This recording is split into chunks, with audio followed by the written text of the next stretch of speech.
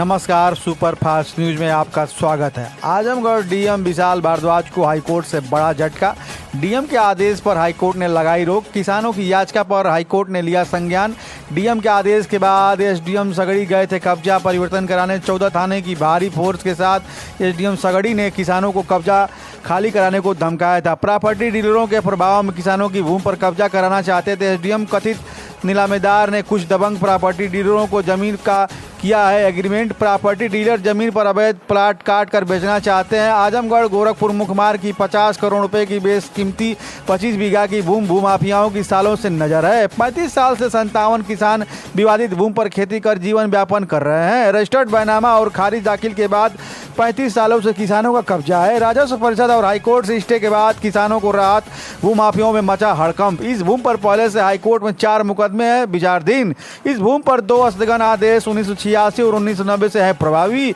High court से stay के बाद भी भारी फोर्स के साथ कब्जा परिवर्तन कराने गए थे एसडीएम सगड़ी। आप देख रहे हैं सुपर फास्ट न्यूज। संवाददाता राम मिलन यादव की रिपोर्ट।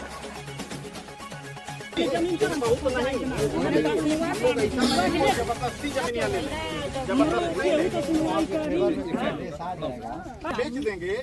जैसे देखिए, हम आप जो चाहें, आप डीएम साहब के आदेश से आए हैं, आप खुद मजिस्ट्रेट हैं और लीगल बात है। शांत बात हम कर रहे हैं, इसीलिए आए हैं कि साहब बात बता रहे हैं। हम लोग चल रहा है, लेकिन बीच में जो पैदा हुई एक आदेश हमारे खिलाफ माननीय कमिश्नर महोदय किए, जिसके खिलाफ हम लोग तुरंत रेमडी के अनुसार राजस्व परिषद में रिवीजन किए।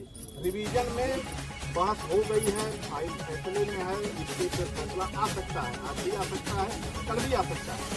एक आदेश उसी समय डीएम साहब किए थे। डीएम साहब के आदेश के खिलाफ हम माननीय हाई कोर्ट में रिट किए हैं सर।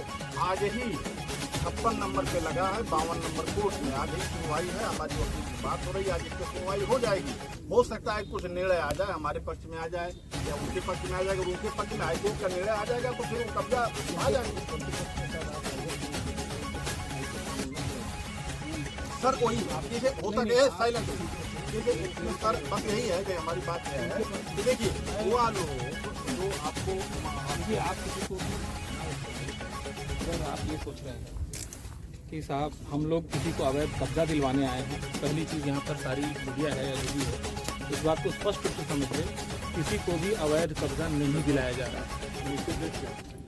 किसी को भी अवैध कब्जा नहीं दिलाया जा रहा है, यह बात सब लोग स्पष्ट रूप से समझ लें।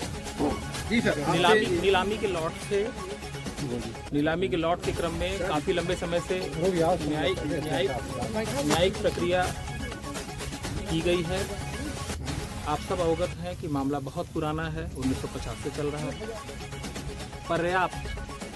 पर्याप्त सुनवाई का अवसर संपूर्ण पक्षों को दिया गया। पर्याप्त सुनवाई का अवसर संपूर्ण पक्षों को दिया गया। मैं आप लोग को स्पष्ट रूप से निर्देशित कर देना चाह रहा हूँ और क्लियर भी कर देना चाह रहा हूँ। अगर आप लोग को ये लगता है कि साहब किसी भी तरफ से किसी भी पक्ष को अवैध कब्जा दिलाया जा रहा है तो आप गलत हैं। किसी अवैध कब्जे की बात नहीं हो रही है। आप सब लोग जो भी यहाँ बैठे हैं, आप लोग फिलहाल इस ज़मीन पर आप इसके हकदार नहीं हैं। आप जो भी कर रहे हैं आप मेरी बात सुन लें। नहीं सर की बात सुन लीजिए सर। एक चीज हम भी बताना चाहते हैं कि गुमराह की बात नहीं है। हम कह रहे हैं हम फिर एसडीएम साहब आए हैं, हम अपनी बात एसडीएम साहब से बता देंगे। इसके बाद वो निर्णय जो देंगे वो माना जाएगा। जैसे सर हम लोगों के विरुद्ध माननीय कमिश्नर महोदय ने आदेश किया, रेमडी के अनुसार जो कोर्ट का नियम है, हम लोग राजस्व परिषद में रिवीजन दाखिल किए हैं। रिवीजन पे सुनवाई हो गई है। और सर दूसरा चीज कि डीएम साहब ने उसी दरमियान एक आदेश किया था। मैं मानता हूँ और इसीलिए मैं इतने दिन तक जब से मैं आया हूँ प्रकरण मेरे संज्ञान में है, इसके बावजूद मैंने जो है पर्याप्त सुनवाई का अवसर दिया। किसी भी पक्ष को किसी भी प्रकार से प्रताड़ित होने का बिल्कुल नहीं। मेरा प्रयास नहीं रहा। न तो मैंने किसी पक्षकार से वार्ता की, न मैंने किसी पक्षकार के पे किसी भी प्रकार का उत्पीड़नात्मक कार्रवाई कराई है, कुछ भी नहीं ऐसा हुआ है। हर पक्षकार हर तरीके से अवगत है। आपके पास जो भी रेमेडियल प्रोसीजर है वह डीएम सर के आदेश के विरुद्ध है। कोई फिलहाल स्टे नहीं है। इसके क्रम में मैं अगर अपनी टीम के साथ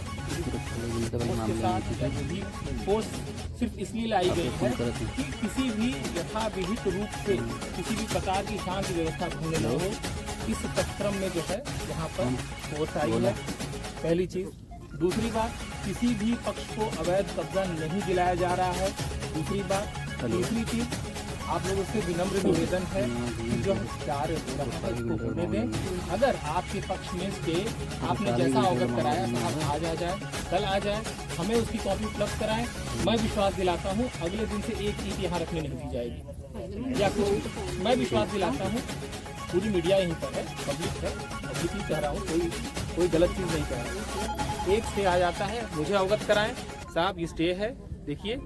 सर उसके बाद से अगर कोई भी कार्य हुआ, उसके बाद से अगर कोई भी कार्य हुआ, मैं जिम्मेदार, इस बात की गारंटी मिली। आज बिल्कुल सर आपकी बात आपका हम लोग स्वागत करते हैं।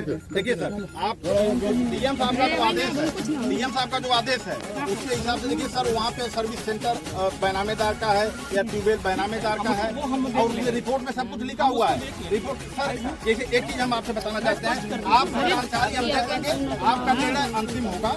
सर यह प्रमुख सचिव महोदय का जो पत्र जारी होता है आप प्रशासनिक अधिकारियों के लिए, इसमें यही है कि सर यह दो निजी प्राइवेट पार्टियों के अचल संपत्ति का विवाद है। सर इसमें कोई बलपूर्वक कार्रवाई का आप कह रहे हैं कब्जा नहीं दिलाया जा रहा है, लेकिन आखिर किया क्या जाएगा? कब्जा ही तो दिलाया जाएगा। एक बात आपको स्पष्ट कर देना जी सर, हम यहाँ पर माननीय उच्च न्यायालय के आदेश के समादर में यहाँ उपस्थित हुए हैं। किसी व्यक्ति विशेष के सर उच्च न्यायालय के आदेश का, माननीय उच्च न्यायालय के आदेश का पालन डीएम साहब कर चुके हैं। अश्विनी कुमार जी, मैं आपको स्पष्ट अभी कर दिया, मैं किसी पक्ष की तरफ से नहीं आया।